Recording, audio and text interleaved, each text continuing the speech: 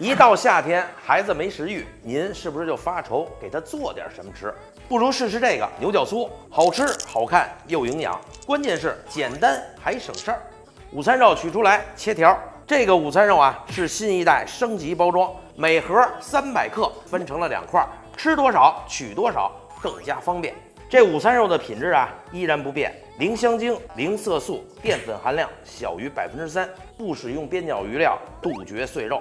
现在啊是75，3盒300克的低温午餐肉，再送1盒爆汁烤肠。您啊一定得尝尝。